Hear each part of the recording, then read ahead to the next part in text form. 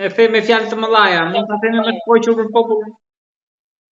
Jo, uroj që populli ta kuptoj vetë dhe kur dihet duhet ta shikojë në lajme se si vepron gjithmonë pushteti ekzekutiv dhe se si pushteti ekzekutiv jemi mësuar vazhdimisht që shpik lajme me propagandë, vendos policinë e shtetit në lajme të shumta, duke thënë që ngjarje këtej, ngjarje andej, që të humbasës të gjitha te linjën apo atë ngjarjen që ka ndodhur tek rasti i pezullimit të zonjës Balluku, dhe ti e shikon që vazhdimisht sapo ne kemi ngjarje të tilla, shikon vazhdimisht që del edhe një policia e shtetit që është në aksion, për shembull, arreston motopatina, merr gjithçka, po thjesht për rendin dhe sigurinë bën sikur nuk jeton në Shqipërinë. Prandaj thash në mënyrë të përgjithshme deri kaq më kupton. Tani pastaj do presim lajmet, do shikojmë edhe do flasim.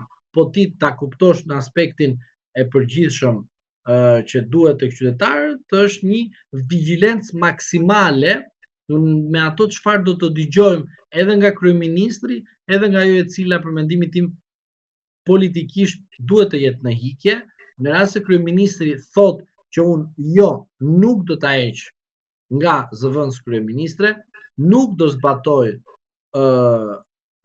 vendimin e gjykatës, në të njëjtën kohë bie dhe alibia e zotit Rama që ai ishte që bëri reformë në drejtësi, ai ishte i cili tha për një prokurori që të kapte të paprekshmit, dhe ai nesër nuk ka moralin politik të dalë të thotë që Spaku është politik, kur ndërkohë ai vetë është krenuar që është vetë ai krijuesi i Spakut. Prandaj zoti Rama do jetë në një situatë tepër shqetësuese. Avokat, mund të themi që nga kush i erdhi gjitha kjo zonjës Balluku?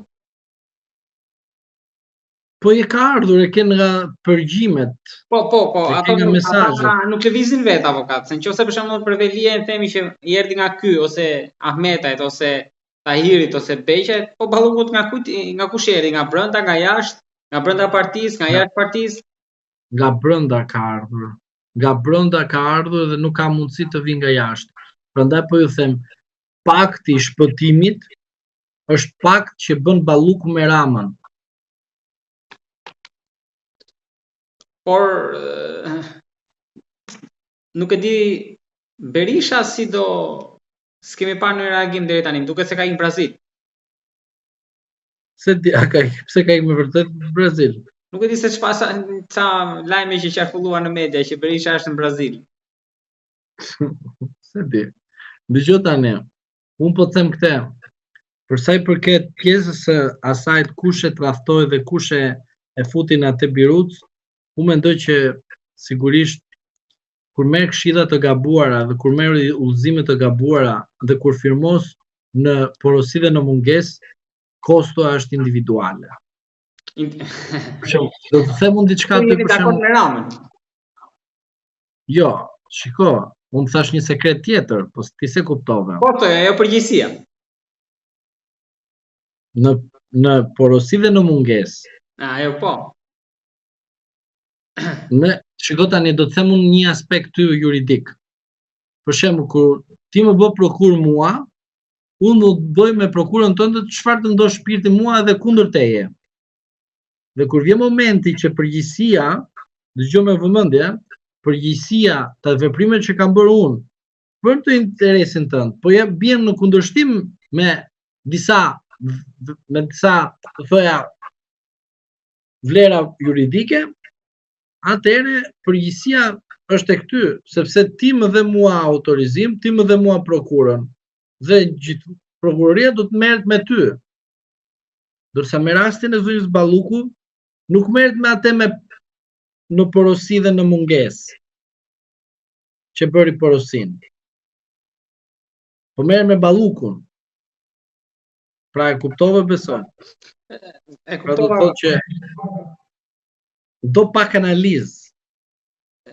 Do pak ta studiojnë qytetarët, nuk e them për nuk kam dalë këtu t'ju them kështu ta analizoj totalisht. Jo, duhet disa komunista ose disa socialiste që akoma besojnë që fajin për çdo gjë e ka opozita, të kuptojnë që prokura dhe autorizimi janë të njëjtat vlera juridike kanë, por ajo që unë shikoj është që qytetarët duan sa më shumë burgaxhi, pra një pjesë të qytetarëve, sa më shumë burgaxhi të cilët të jenë të krenuar për të zgjedhjet e ardhshme 2027.